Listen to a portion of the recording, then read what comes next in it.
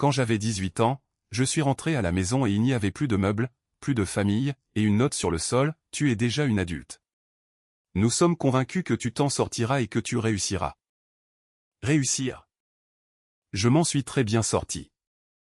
Mieux qu'il n'aurait pu l'imaginer. 9 ans plus tard, ils m'ont vu. Ils n'ont jamais dit au revoir. Ils ont laissé une note. Un jour, vous êtes simplement laissé pour compte. Pas d'avertissement, pas d'explication, juste un morceau de papier qui dit « Nous sommes convaincus que tu t'en sortiras ». Et d'une manière ou d'une autre, cela est censé suffire. Que arrive-t-il à une personne lorsque les gens même qui étaient censés la protéger la traitent comme un bagage excédentaire? Je m'appelle Evelyne. Quand tout cela a commencé, j'avais 18 ans. Je venais de terminer le lycée. J'avais toute ma vie de planifier. Ou du moins, c'est ce que je pensais. J'avais été admise dans une université publique de l'État voisin. Bourse complète, frais de scolarité gratuits. J'étais tellement fier de ça. Vous n'avez aucune idée. Je travaillais à temps partiel depuis l'âge de 16 ans. D'abord dans un magasin de yaourts glacés, puis dans ce café du centre-ville. Et j'économisais chaque dollar, chaque pourboire, chaque chèque de paie. J'avais cette boîte en métal que je gardais sous mon lit. Même pas un vrai coffre-fort, juste une boîte en fer blanc avec un loquet. J'allais utiliser cet argent pour les manuels scolaires, les courses, les vêtements, vous savez, tout ce que la bourse ne couvre pas. Ma famille. Donc, mes parents, de l'extérieur, ils avaient l'air totalement normaux. Ma mère était femme au foyer. Dîner, panier repas, réunion parents-professeurs. Mon père faisait quelque chose avec les investissements. Je n'ai jamais vraiment compris quoi exactement. Il disait des choses comme « je travaille sur une affaire ». Et je hochais simplement la tête. Il portait des chemises à boutons et conduisait une voiture décente, et c'était tout. Ma petite sœur Donna avait 15 ans. Nous partagions une salle de bain. Nous nous battions pour la télécommande de la télévision. Des trucs normaux. C'était donc l'été. Je travaillais au café, prenant les services du soir parce que les pourboires étaient meilleurs. Je me souviens de cette nuit-là. C'était un jeudi, je crois, peut-être un mercredi. J'ai fini le travail vers 21h. Mes pieds me faisaient terriblement mal. J'avais une ampoule au talon à cause de chaussures de travail bon marché que je refusais de remplacer parce que, vous savez, j'économisais de l'argent. Je me suis garé dans l'allée et la maison était sombre. Complètement sombre, pas de lumière sur le porche, pas de lueur de la télévision provenant du salon. Rien. Je me suis dit, d'accord, peut-être qu'ils sont sortis dîner. J'ai déverrouillé la porte d'entrée et j'ai actionné l'interrupteur dans le couloir. Rien ne s'est passé. J'ai réessayé. Rien. Alors, j'ai utilisé la lampe de poche de mon téléphone et je suis entré. Le salon était vide. Pas comme si tout le monde était allé se coucher. Vide. Vide. Vide.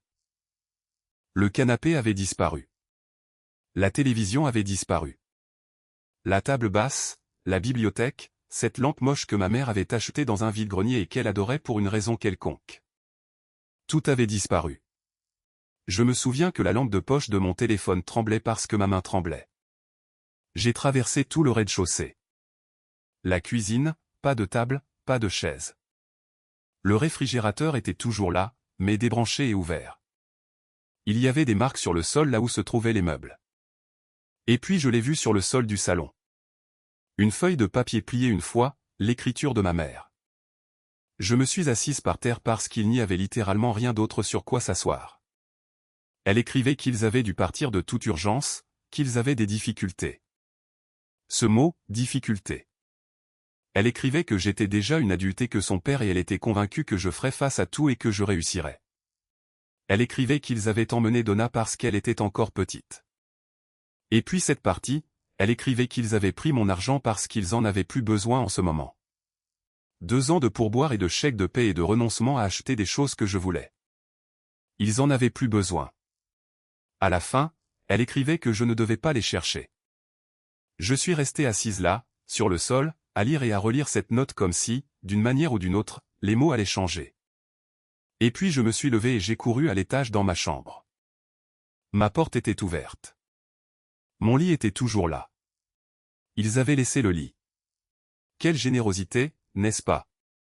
Et posée juste sur la couette se trouvait ma boîte en fer-blanc. Ouverte, vide. Je ne sais même pas combien de temps j'ai pleuré. J'étais assise sur ce lit, tenant une boîte vide et sanglotant, sans penser. Mon corps le faisait tout seul. Quand j'ai finalement arrêté, j'ai fixé le mur. Je n'avais pas de parents, aucun. Mes parents ne parlaient jamais de leur famille, pas de grands-parents en visite pour les vacances, pas de cousins, pas de tantes qui appelaient, et des amis. Ils avaient peut-être 2 ou 3 personnes avec qui ils traînaient. Nous n'étions pas cette famille avec une grande table de Thanksgiving. Et puis mon cerveau a commencé à faire ce truc bizarre où il essayait de comprendre la logistique alors que j'étais encore en train de m'effondrer. Je me suis dit, d'accord, d'accord. Au moins, la maison est à eux. Ils la possèdent. Alors peut-être que je peux rester ici. Je peux continuer à travailler au café. Je trouverai une solution pour l'électricité. C'est probablement pour ça que les lumières ne fonctionnaient pas. Ils ont dû tout couper. Je peux gérer les factures de services publics, peut-être. Je n'étais pas sûr de combien elles coûtaient, mais je pouvais chercher sur Google. Cette pensée, avoir un toit, était la seule chose qui m'empêchait de perdre complètement la tête. Pendant des heures, je suis restée assise là, sur le lit, puis par terre, puis de nouveau sur le lit. Mon téléphone était à 12%. Je n'avais même pas de chargeur parce que le mien était branché sur une multiprise en bas et ils avaient pris la multiprise. Qui prend une multiprise? Puis je me suis souvenu. Ma mère avait cette amie, Linda. J'avais son numéro enregistré depuis que maman m'avait demandé de lui envoyer un texto pour un repas partage il y a environ 1 an. Alors je l'ai appelée. Il était tard, probablement presque minuit, mais j'ai appelé quand même. Elle a décroché à la 4e sonnerie. Elle avait l'air à moitié endormie. Linda, c'est Evelyne, la fille de Rachel. Silence pendant une seconde, puis, oh. Oh, ma chérie. Et la façon dont elle l'a dit, elle savait déjà. Elle m'a dit qu'elle était au courant que mes parents s'étaient enfuis. C'étaient ces mots, enfuis. Elle a dit qu'il lui avait emprunté une grosse somme d'argent et ne l'avait jamais remboursé. Elle a dit qu'il lui avait envoyé un texto disant qu'il n'avait pas d'argent et qu'elle ne devait plus se donner la peine de le chercher. Un texto. Ils ont mis fin à une amitié par un message texte. Elle n'avait pas leur nouvelle adresse. Ne savait pas où ils étaient allés. Rien. Et c'est là que j'ai compris.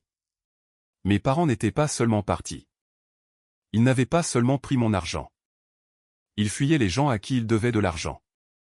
Ils avaient emprunté, dépensé et menti. Et quand ça les a rattrapés, ils ont attrapé Donna et mon argent et ont disparu. Et ils m'ont laissé derrière comme si j'étais un meuble trop lourd à déplacer. J'ai remercié Linda et j'ai raccroché. Je suis restée assise là, dans le noir. Mon téléphone s'est éteint environ 10 minutes plus tard. Le lendemain matin, je me suis réveillée sur un matelas nu. Pas de drap, pas d'oreiller. Ils avaient pris les oreillers. Je veux dire, peu importe. Le soleil entrait par la fenêtre et pendant 2 secondes, j'ai oublié. Vous savez, ce truc où vous vous réveillez et tout est normal pendant un instant. Puis tout s'effondre à nouveau. Je suis descendu. La maison avait l'air encore pire à la lumière du jour. Des contours de poussière sur les murs où des tableaux étaient accrochés. La cuisine n'avait rien, sauf le réfrigérateur qui se tenait là, sa porte toujours ouverte. Et c'est là que j'ai remarqué la pile dans le coin du salon. Un tas d'enveloppes et de papiers empilés sur le sol. Je ne sais pas comment je les ai manqués la veille. J'ai ramassé celle du dessus. Elle venait d'une banque, envoyée à mes parents il y a presque 1 mois, et je la lisais et mes mains ont recommencé à trembler. La maison était hypothéquée. Notre maison, celle dans laquelle j'étais assise, en pensant, au moins, j'ai un toit. Hypothéquée à une banque. Aucun paiement depuis plus de 3 mois. La lettre disait que tous les résidents devaient quitter les lieux dans les 30 jours. J'ai lu cette date 3 fois. J'ai compté sur mes doigts. Il me restait 4 jours. 4 jours dans cette maison. J'ai continué à parcourir la pile. Plus de lettres, plus de banques, des relevés de cartes de crédit avec des soldes qui me nouaient l'estomac. Mes parents avaient des dettes partout. Et tout prenait sens maintenant. L'entreprise d'investissement, les chemises à boutons, la voiture décente, tout était faux, construit sur de l'argent emprunté. Ils ont fui. C'est ce qu'ils ont fait. Ils ont fui tout cela et m'ont laissé assise dans une maison qui n'était même plus la nôtre. Alors maintenant, j'ai 18 ans. Pas de famille, pas d'argent, pas de maison dans 4 jours, et l'université ne commence que dans 2 mois. L'université m'a donné une chambre de dortoir gratuite. Cela faisait partie de l'accord. Mais les cours ne commençaient que fin août. C'était fin juin, 2 mois entiers sans nulle part où aller. Je me suis assise sur le sol de la cuisine parce que, encore une fois, pas de chaise. Et j'ai juste essayé de réfléchir. Mon cerveau tournait en rond. Travail, argent, abri. Travail, argent, abri. Comme une roue de hamster. Et puis j'ai pensé à Megan, mon amie de l'école. Ses parents étaient gentils. Normalement gentils, pas comme mes parents où tout n'est qu'une façade. J'ai marché jusqu'à une station-service pour recharger mon téléphone. Je me suis assise sur le trottoir à l'extérieur, branché à une prise près de la machine à glace. J'ai appelé Megan. Salut, il s'est passé quelque chose. Qu'est-ce qui ne va pas? Tu as une drôle de voix. Mes parents sont partis, genre, vraiment partis. Ils ont tout pris et ont déménagé sans me le dire. Silence. Evelyne, quoi? Ouais. Que veux-tu dire par ils sont partis? Je suis rentré hier soir et la maison était vide. Ils ont laissé une note. Plus de silence, puis, tu es sérieuse en ce moment? Je suis assise devant une station-service en train de recharger mon téléphone parce qu'ils ont pris la multiprise. Elle n'a même pas hésité. Elle a dit, attends. Et je pouvais l'entendre parler à quelqu'un en arrière-plan. Sa mère. Puis elle est revenue au téléphone. Viens tout de suite. Ma mère dit de venir tout de suite. Alors j'y suis allé. J'ai emballé ce que j'avais, essentiellement des vêtements et quelques affaires d'école, dans 2 sacs poubelles parce qu'ils avaient aussi pris ma valise. Je suis arrivé chez Megan en ayant l'air d'une fugitive. Sauf que ce n'était pas moi qui avais fui. Les parents de Megan, Dave et Carol, m'ont juste regardé fixement quand je leur ai tout raconté. Carol n'arrêtait pas de secouer la tête. La mâchoire de Dave était serrée tout le temps. Ils m'ont donné leur chambre d'amis. Il y avait un vrai lit avec des draps et une table de chevet avec une lampe en forme de phare. Je me souviens si clairement de cette lampe. Cette première nuit là-bas, Carol a frappé à ma porte. Evelyne, ma chérie, nous pensons que tu devrais faire une déclaration à la police pour retrouver ta famille. Je l'ai regardé et j'ai dit quelque chose qui m'a surprise moi-même. Ils m'ont abandonné, Carol. Ils savaient exactement ce qu'ils faisaient. Je n'ai pas besoin de les retrouver. Elle a eu l'air de vouloir discuter, mais elle ne l'a pas fait. Elle a juste hoché la tête et a dit, d'accord. Et elle a fermé la porte. Et vous savez quoi? Je le pensais. Je ne voulais pas retrouver des gens qui m'avaient laissé derrière volontairement. Qui avaient volé leur propre enfant. Qu'est-ce que j'allais dire si la police les trouvait? S'il vous plaît, revenez. Non. Donc, pendant les 2 mois suivants, j'ai travaillé comme je n'avais jamais travaillé. Chaque service que le café voulait bien me donner, je le prenais. Matin, soir, service double. Je prenais les services d'autres personnes. Je mangeais tout ce que Carole mettait devant moi et je me sentais coupable de chaque bouchée, même si elle n'arrêtait pas de dire « ne sois pas stupide ». J'ai de nouveau économisé chaque dollar. J'ai recommencé à zéro. Je gardais tout dans un sac Ziploc dans mon sac à dos, qui ne quittait jamais ma vue. 2 mois de travail acharné. Se réveiller. Travailler. Revenir. Dormir. Répéter. Je ne pensais pas à mes parents. Je ne me le permettais pas. Fin août est arrivé. L'heure de partir pour l'université. J'avais mes 2 sacs poubelles et mon sac à dos. Megan m'a conduite à la gare routière. Juste avant que je sorte, elle m'a tendu une enveloppe. C'est de la part de ma mère. Je l'ai ouverte. Un chèque. 5000 $. Je l'ai juste regardé fixement. Elle a dit, n'essaie même pas de le rendre. Je ne pouvais même pas parler. J'étais juste assise là, tenant ce chèque d'une femme qui n'était pas ma mère, mais qui s'était comportée plus comme telle en 2 mois que la mienne en 18 ans. J'ai serré Megan si fort dans mes bras, je suis monté dans le bus, je n'ai pas regardé en arrière. L'université. D'accord, donc une vie complètement différente, en gros. Je suis arrivé avec 2 sacs poubelles et un sac à dos. Ma chambre de dortoir était minuscule, comme un lit, un bureau, un placard. C'est tout. Mais elle était à moi. Personne n'allait me l'enlever. Personne n'allait laisser une note sur le sol et disparaître. Cette chambre était la chose la plus sûre que j'avais eue depuis des mois. J'étudiais la programmation, l'informatique techniquement, mais oui, la programmation. Et dès le premier jour, j'ai décidé que je ne compterais que sur moi-même, personne d'autre. Parce que la dernière fois que j'ai compté sur quelqu'un, eh bien, vous savez comment ça s'est terminé. Mon emploi du temps était dément. Je me levais vers 5 heures tous les matins. Avant les cours, je m'asseyais sur mon lit avec mon ordinateur portable et je faisais du travail en freelance. Des petits programmes pour des clients que je trouvais en ligne. Un site web par-ci, une petite base de données par-là. Rien d'extraordinaire, mais ça payait. Ensuite, j'allais en cours. Après les cours, je travaillais à temps partiel dans ce café près du campus. Et voici le truc à propos de ce café. Je pouvais y manger gratuitement. C'était énorme.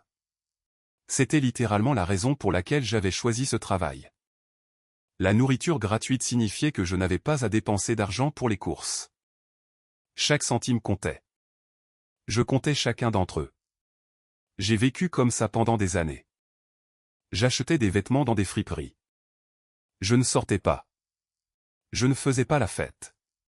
Pendant que d'autres jeunes faisaient la fête, je déboguais du code à 2 heures du matin pour un type en Ohio qui avait besoin d'une application de planification pour son entreprise de toilettage pour chiens. 35 $. Mais c'est là que ça devient intéressant. En dernière année, nous avions ce projet de groupe, moi et quelques camarades de classe, et nous avons construit quelque chose de vraiment cool. C'était un système de sécurité pour les maisons, un programme complet. Nous l'avons conçu ensemble, codé ensemble, nous nous sommes disputés à ce sujet constamment. Un des gars, Marcus, voulait sans cesse ajouter des fonctionnalités beaucoup trop compliquées, et je n'arrêtais pas de dire, mec, reste simple. Et nous discutions pendant des heures. Mais ça a fonctionné. La chose fonctionnait vraiment bien. Nous l'avons inscrite à des concours de programmation, nous avons gagné de vrais prix, les gens l'ont remarqué, les professeurs en parlaient. C'était la première fois que je sentais que je ne faisais peut-être plus que survivre. Donc, nous avons obtenu notre diplôme et au lieu de simplement suivre nos chemins séparés, nous nous sommes regardés et nous avons dit, d'accord, et si nous le faisions vraiment, une start-up basée sur notre projet. Nous avons mis en commun ce que nous avions, préparé une présentation, et d'une manière ou d'une autre, je ne comprends toujours pas totalement comment, nous avons attiré des investisseurs, de vrais investisseurs, des gens avec de l'argent réel qui croyaient en ce que nous avions construit. Et la start-up a décollé. Elle a vraiment fonctionné. Pendant plusieurs années, nous l'avons fait grandir, nous l'avons amélioré, nous avons eu plus de clients. C'était épuisant, mais c'était à nous. Et puis, à un moment donné, nous avons tous commencé à vouloir des choses différentes. Marcus voulait se lancer dans le conseil. Un autre gars a reçu une offre d'une grande entreprise technologique. Nous en avons discuté et avons décidé de vendre. Tout divisé à parts égales. J'avais 25 ans et j'avais 2 millions de dollars sur mon compte en banque. 2 millions. Moi, la fille avec les sacs poubelles et le ziploc d'argent de pourboire. Mais je ne me suis pas arrêté. Je ne pouvais pas. Je ne sais pas comment l'expliquer. Ce n'est pas comme si j'avais peur d'être à nouveau fauché. D'accord, peut-être un peu. Mais surtout, j'avais juste cette chose dans ma tête. Cette idée qui ne me quittait pas. Je voulais construire une véritable entreprise de sécurité, pas seulement un logiciel, mais le tout. J'ai donc acheté une entreprise de sécurité existante et je l'ai complètement vidée. J'ai tout changé. Nouveau concept, nouvelle approche. J'ai développé mon propre programme et mon application mobile à partir de zéro. Je l'ai combiné avec des systèmes de maison intelligente et l'IA. Le package complet, serrures électroniques, caméras de surveillance, tout est connecté. Toutes les données de sécurité de la maison d'un client allaient à un centre de surveillance à distance de l'entreprise. Et s'il y avait un danger réel, une connexion directe avec la police. Je l'ai même synchronisé avec les montres intelligentes. Par exemple, si un client s'évanouissait ou quelque chose comme ça, la montre le détecterait et enverrait automatiquement un signal au service d'urgence. Oh, et j'ai oublié de mentionner, mes clients étaient principalement des personnes riches. Les riches adorent la sécurité. Ils aiment savoir que leurs maisons sont surveillées, que leurs portes sont intelligentes, que leurs caméras enregistrent, et ils paieront pour cela. Mes services ont rapidement gagné en popularité. Le bouche-à-oreille dans ces cercles est fou. Une personne riche le dit à une autre personne riche, et soudain vous avez une liste d'attente. L'entreprise gagnait bien sa vie. J'avais 27 ans à ce moment-là. Et puis cette chaîne de télévision câblée locale a fait un reportage sur mon entreprise. Un journaliste est venu, a posé des questions, a filmé le bureau. Je l'ai à peine regardé quand il a été diffusé. Je pensais que peut-être quelques centaines de personnes le verraient. Je me trompais à ce sujet. Très lourdement, mais je ne le savais pas encore. Environ une semaine après la diffusion du reportage télévisé, je suis assise à mon bureau en train de consulter mes emails et je vois une notification, un message sur les réseaux sociaux d'un compte que je ne reconnais pas. Je clique dessus. Salut Evelyne, je viens de te voir à la télé. Je n'arrive pas à croire que c'est toi. Il s'avère que nous avons vécu dans le même état tout ce temps. Nous devrions absolument nous voir et rattraper le temps perdu. Le nom de profil était différent. Un nom de famille différent, mais la photo. Je connaissais ce visage. C'était Donna, ma sœur. Je n'ai pas répondu à Donna. Je suis restée assise là, à regarder ce message. Puis je suis allé sur son profil. J'ai fait défiler ses photos. De beaux vêtements, des restaurants, des voyages, un nom de famille différent. Elle vivait bien ou donnait l'impression de bien vivre. Je n'ai pas répondu. Je voulais voir ce qui se passerait. Une semaine plus tard, un autre message de ma mère. Également, un nom de famille différent. Elle a écrit que je lui manquais et que nous devions nous voir. Court et simple. Comme si 9 ans ne s'étaient pas écoulés. Elles avaient toutes les deux de nouveaux noms de famille. Changer de nom. Fuir les dettes. Il faut changer de nom. J'ai accepté de les rencontrer. Pas parce qu'elles me manquaient. Je voulais savoir ce qu'elles voulaient. Des gens comme ça ne se pointent pas juste pour dire bonjour. Nous nous sommes retrouvés dans un café. Eux tous. Maman, papa, Donna. Ils étaient assis à une table quand je suis entré. Maman avait l'air plus âgée. Papa avait l'air fatigué. Donna était sur son téléphone. Evelyne, nous sommes si fiers de toi. C'était mon père. La première chose qui est sortie de sa bouche. Je l'ai regardé, puis ma mère. Ouais, je sais. Vous avez écrit dans cette note que vous étiez convaincu que je m'en sortirais et que je réussirais. Je suppose que vous aviez raison. Ils ont tous les deux eu l'air d'avoir avalé quelque chose de travers. Maman a commencé à tripoter sa serviette. Evelyne, tu dois comprendre. Nous avions d'énormes problèmes à l'époque. Énormes. Nous pensions que tu étais déjà une adulte. Nous ne voulions pas t'entraîner dans notre chute. M'entraîner dans votre chute? Oui. Nous pensions que tu te débrouillerais mieux sans nous.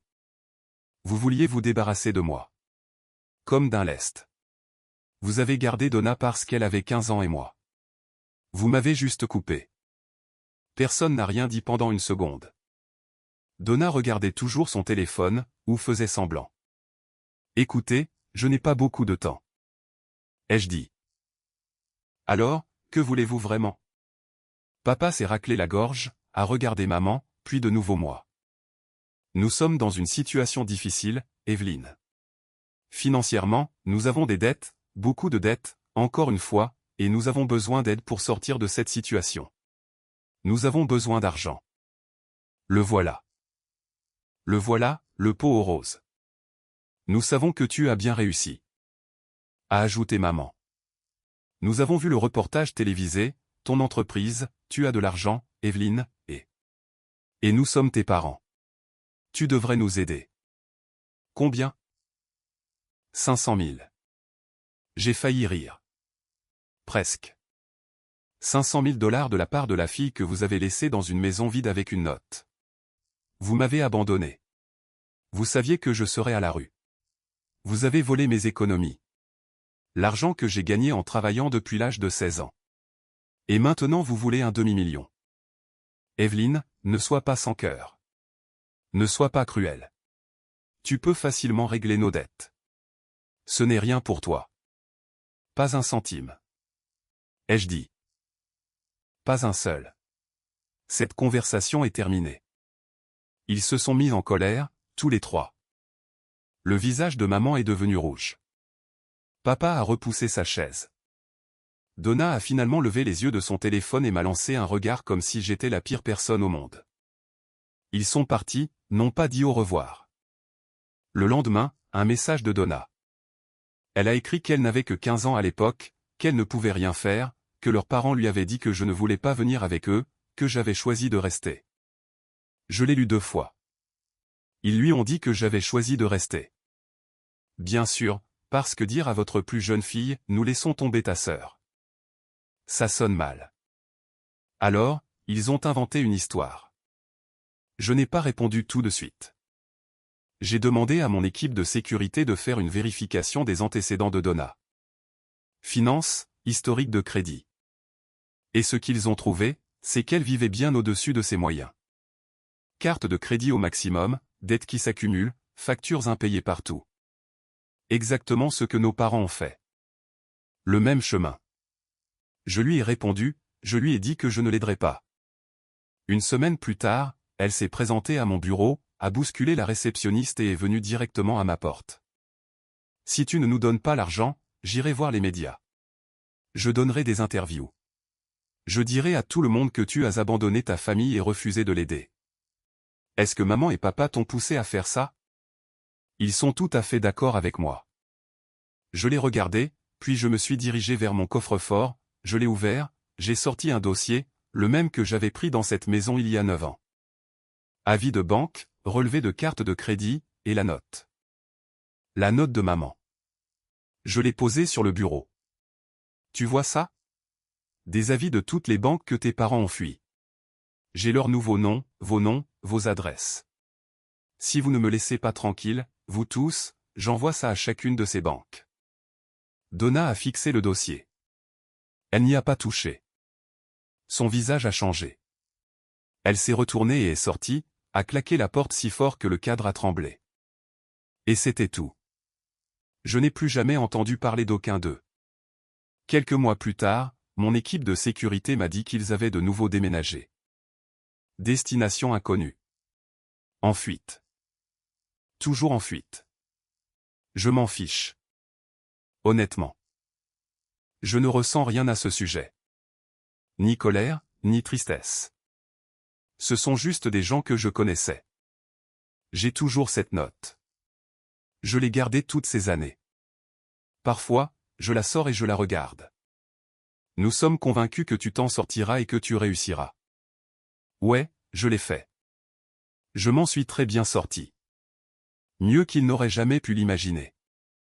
Oh, et Megan, nous sommes toujours proches. Récemment, j'ai invité ses parents à dîner et je les ai remerciés pour tout. Je leur ai offert un voyage à Hawaï pour leur anniversaire de mariage. Carole a pleuré. Dave a fait ce truc où il fait semblant de ne pas pleurer, mais ses yeux sont tout rouges. Il le méritait. Evelyne n'a pas supplié. Elle n'a pas poursuivi. Elle n'a pas passé des années à attendre des excuses qui ne viendraient jamais. Elle a fait quelque chose que la plupart d'entre nous n'apprennent jamais à faire. Elle a pris ce qui lui était arrivé et l'a transformé en preuve. La preuve qu'elle valait quelque chose. La preuve que la laisser derrière était la plus grande erreur qu'ils aient jamais commise. Voici ce que je veux que vous reteniez. Les personnes qui vous abandonnent ne sont pas les auteurs de votre histoire. C'est vous qui l'êtes. Si cette histoire a résonné en vous, partagez-la avec quelqu'un qui a besoin de l'entendre. Et dites-moi dans les commentaires ce que vous auriez fait à sa place. Je lis chacun d'entre eux.